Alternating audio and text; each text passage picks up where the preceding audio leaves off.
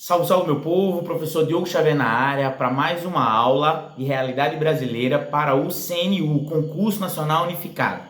E nós estamos dando sequência nesse conteúdo do edital de vocês, lá do bloco 8, conteúdo importantíssimo e tenho certeza que vocês estão nessa pegada aí de ver esses vídeos, responder questões, tudo isso é muito importante nesse momento, já que a gente está faltando um mês aí, basicamente, para essa prova. Esse vídeo aí está sendo dia 5 de abril, dia 5 de maio será a prova, então vamos lá intensificar os estudos, porque isso vai ser muito importante, beleza? E lembrar que no dia 2 de maio, já na véspera da prova, teremos o nosso aulão de realidade brasileira. Então, se você quer um aulão online comigo, você entre em contato, deixando meu WhatsApp aqui embaixo, você pode assistir, beleza? E aí você entra em contato para a gente poder estar tendo isso, ok? E aquele de sempre, curta, comente, compartilha, espalha o boato, manda para um monte de gente, porque isso vai ajudar muito o nosso canal a crescer. A gente tá chegando agora nos 11 mil inscritos e eu conto com vocês aí para a gente aumentar isso, beleza? Vamos embora. Aula de hoje, História dos Negros no Brasil. Esse conteúdo ele é muito amplo e a gente precisa entender como isso acontece ao longo do período, certo? Então, como é que a gente pode ver isso? E aí, o edital de vocês vai falar luta antirracista, conquistas legais e desafios atuais. Obviamente, eu estou aqui lendo, né, para dizer bem direitinho. Então, História do Negro no Brasil, ou seja, ele está pedindo como são as lutas antirracistas, o que são as já conquistas, que já existem, e quais são os debates atuais. Então, a gente vai trabalhar tudo isso, ok? Aqui para vocês. Então, vamos lá. Primeiro, quando a gente fala sobre luta antirracista, movimento negro, a gente pode voltar até Palmares. Poxa, professor, mas isso é muito antigo. Eu sei, mas uma coisa que eu quero que você grave logo de cara, que pode ser uma coisa que o edital, na prova, ela cobre para vocês, que é assim, dizer que os negros no Brasil começaram a se revoltar após a escravidão, ou somente com o período imperial. Se cair uma coisa desse tipo, tá errado. Logo de cara, tá errado. A gente tem o nosso máximo exemplo, que são os quilombos, e o máximo exemplo de todos, o quilombo dos Palmares. Então, por que isso é importante, minha gente? Para você entender que as lutas contra a escravidão, as lutas do povo negro, elas se dão de há muito tempo. E outra coisa, você também não pode, aqui já vai uma dica muito importante para você. Você não pode, na sua prova, restringir. Então, vamos lá, questão de prova. Os negros no Brasil, papapá, aquela questão longa e tal. E por isso as lutas negras no Brasil estão dentro do contexto dos atos de rua. Ou as lutas negras no Brasil estão pedindo melhorias econômicas. Ou qualquer coisa que restrinja. Tá errado. Por quê? Porque a luta antirracista ela é muito ampla. Então, a gente vai ver como nós podemos buscar movimentos abolicionistas negros há muito tempo. Então, muito cuidado com isso. Caiu qualquer coisa restringindo? Tá errado. Caiu qualquer coisa dizendo que a luta negra no Brasil começou a partir da República, a partir da abolição? Tá errado. Qualquer coisa desse tipo tá errado. Por quê? Porque restringe. Se restringe, ela vai não estar englobando o contexto geral que a gente precisa colocar na nossa prova. Então, a gente pode colocar isso. Então, durante todo o período colonial, a gente teve luta contra a escravidão nos quilombos e em diversos outros meios, ok? E aí, quando chega no século XIX, né, o período imperial, a gente vai ter a luta mais ferrenha, que é a luta abolicionista, a luta pelo fim da escravidão. Isso se deu em muitas áreas. Aqui eu queria destacar para vocês alguns nomes que são muito importantes, algumas coisas, como por exemplo, Luiz Gama. Tu já ouviu falar em Luiz Gama? Se não, pare e vai assistir o filme Dr. Gama, vai pesquisar. Esse é um cara fantástico na nossa história. Por quê? Ele é um cara que pegou, ele nasceu livre, negro livre, foi vendido como escravo pelo pai, e ele passou um tempo da vida como escravo, estudou mesmo sendo escravo, aprendeu a ler, aprendeu direito, conseguiu provar que ele era livre, ficou livre, provou a própria liberdade, formou-se em direito, virou advogado e começou a provar a liberdade de centenas de outros escravizados. Vejam que figura brilhante da história do Brasil e que muitas vezes um cara desse é esquecido. Tenho certeza que muitos de vocês não conhecem a história de Luiz Gama, que é um cara fantástico. Por qual era a lei que ele se baseava? Isso aqui é importante. O Brasil aprovou uma lei que acabava com o tráfico de escravos, a chegada de escravos a partir de 1831. São duas leis, tá? A Lei Bill-Aberdeen de 1831 e a Lei de 1850, que é a Lei Eusébio de Queiroz. As duas leis são muito parecidas, mas ele usava essas leis para todos os escravos que eram escravizados de maneira ilegal, ele ia lá e provava a liberdade e essas pessoas eram libertadas. Então esse é um cara para a gente provar como teve resistência escrava. Vamos lá.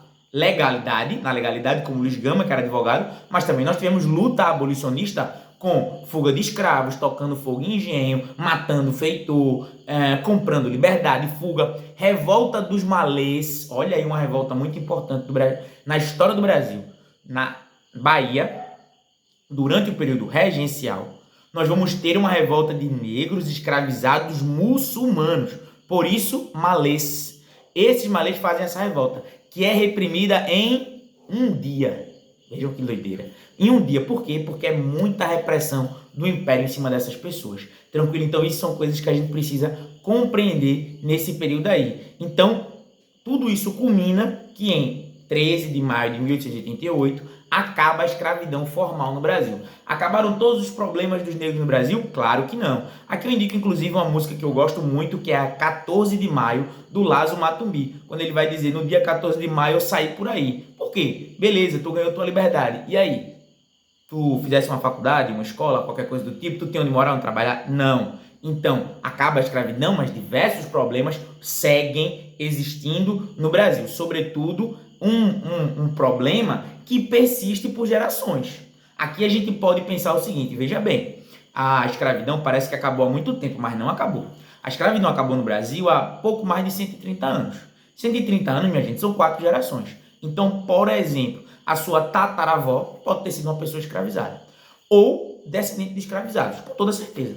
Então, não é muito tempo. E principalmente, não é muito tempo porque as relações sociais no Brasil, elas mantêm as mesmas famílias no poder. E é por isso que hoje nós ainda falamos do racismo como uma coisa estrutural na sociedade. Por quê? Porque as pessoas negras que saíram da escravidão tendo que ocupar os piores cargos de trabalho, portanto, tendo as piores remunerações e morando nos piores lugares, os descendentes delas vivem nessas mesmas condições. Por que será que a gente tem um Brasil com um pouco mais da metade do Brasil é de pardos e pretos, certo? É só a gente olhar o censo do Brasil que saiu em 2022. É 2022, 2023, né? Porque é a divulgação do resultado. Por que a gente tem, vamos dizer ali, mais ou menos, metade da população brasileira, um pouco mais, é de pretos e pardos. E a outra metade, um pouco menos, é de brancos. Ok. Se a gente para olhar os cargos de promotor, juiz, deputado federal ou presidiário, gari, é branco ou negro? Como é que se estabeleceu?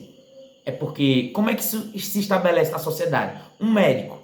Se você for hoje atendido, Deus o livre, né? Uma emergência não, você vai marcar uma consulta com um médico que você não conhece. Se valesse R$1 milhão para você acertar a cor do médico que vai lhe atender numa consulta amanhã, você diria o quê? Claro que você marcaria branco.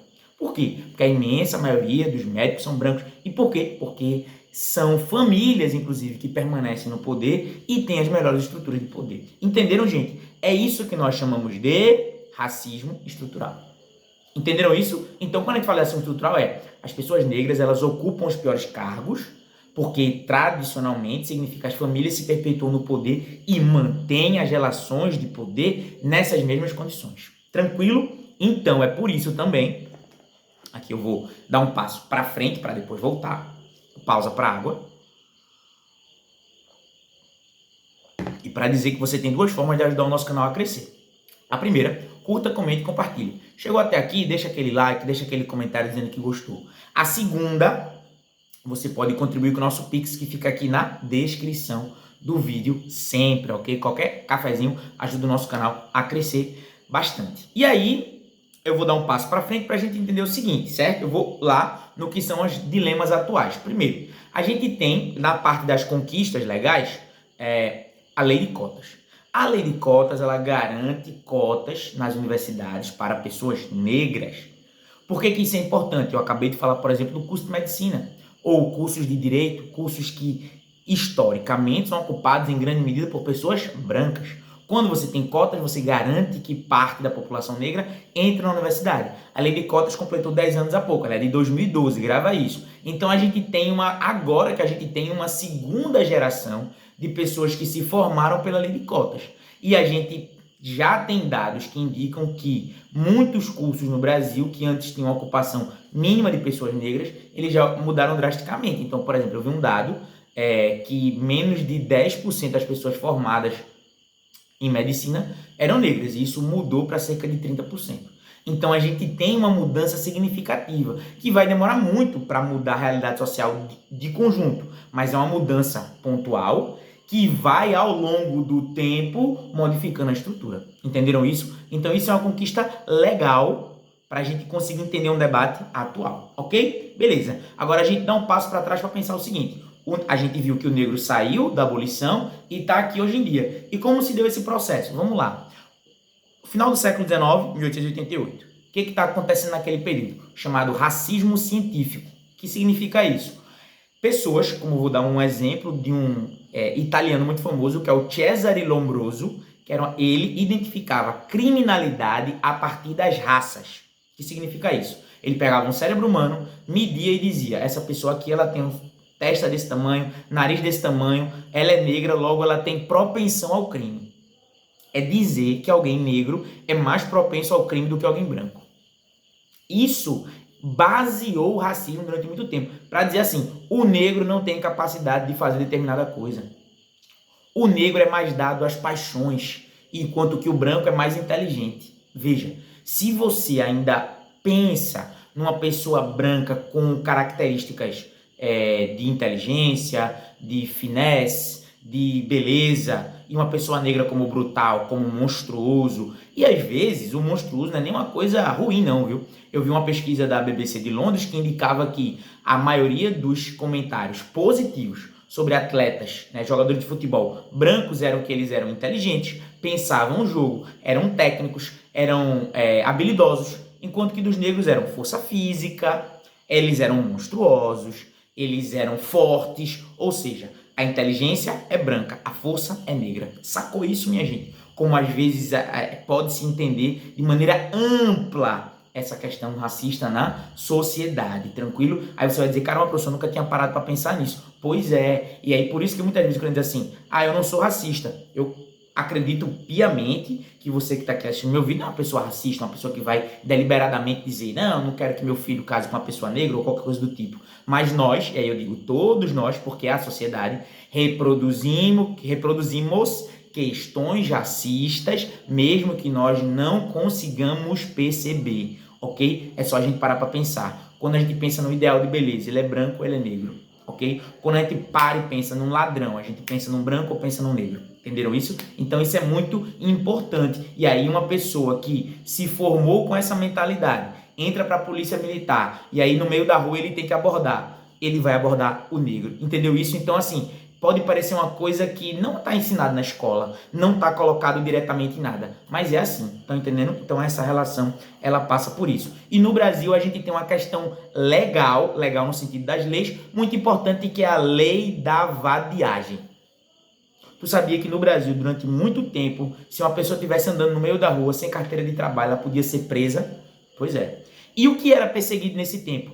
Tudo que tinha a ver com a população negra. Como assim? Capoeira já foi crime, certo? Na época, o Código Penal de 1891, ele indicava como contravenção, né? Era outro nome, mas era um crime.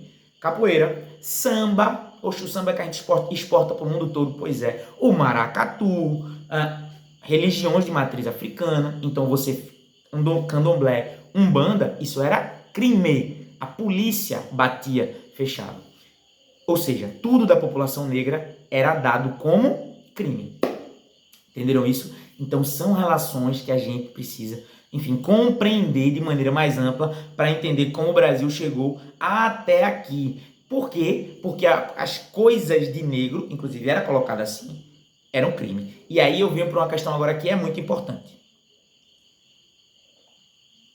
No Brasil, não existem, quase nunca, tá? Leis que digam explicitamente questões de diferenciar negros e brancos. Como assim? Vamos lá. Essa lei da vadiagem que eu falei, em nenhum momento ela falou assim, branco é para ser solto, negro é para ser preso, ou negro pode fazer tal coisa e branco não pode. Não. Como é que se colocava isso? Se eu digo que o candomblé é crime, qual é a imensa maioria da população que pratica o candomblé? Capoeira. Então, os negros, você criminaliza o que são negros. Por exemplo, outra coisa, o direito ao voto. Nunca foi proibido o negro de votar no Brasil. Por que eu estou dizendo isso? Porque nos Estados Unidos já foi. Sabe quando é que os negros começaram a votar nos Estados Unidos? Depois de 1968. É ontem, historicamente. Meu pai e minha mãe eram nascidos, ou seja, é uma geração antes de nós, que estava nascida quando não era permitido negros votarem nos Estados Unidos. Agora, isso quer dizer então que no Brasil existia democracia racial, então quer dizer que tudo é maravilhoso? Não. Como é que você impedia pessoas negras de votarem? Quando você restringia o voto dos analfabetos. Quem era a maioria dos analfabetos no Brasil? Negros. Então quem era que não votava? Negros. Entenderam isso, gente? Então isso é pra gente, conseguir pensar nessas relações no Brasil e de leis e de como a relação do racismo no Brasil, ela atinge ampla margem de questões e ela não está apenas numa coisa específica, vamos dizer assim, de chamar alguém de macaco.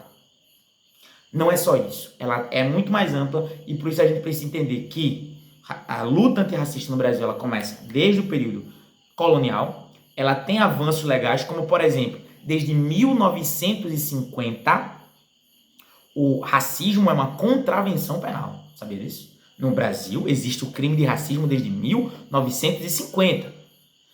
E aí a gente tem leis que vão colocar o racismo como crime inafiançável. Por exemplo, nós temos até hoje, o racismo é crime. Então você propagar alguma coisa racista não é uma questão de opinião, é crime, minha gente, certo? E, no mais, a gente precisa entender que para que a sociedade ela tenha uma igualdade de fato, o que é necessário? É necessário que a gente tenha leis para mitigar as diferenças entre as raças que existem no nosso país. Beleza? Entendeu? Tenho certeza que vai cair uma questão sobre isso na tua prova. Certeza não? Eu acho que vai cair uma questão sobre isso na tua prova. Se cair, tu tá bem preparado. Beleza? Tamo junto, deixa aquela curtida, aquele comentário e forte abraço.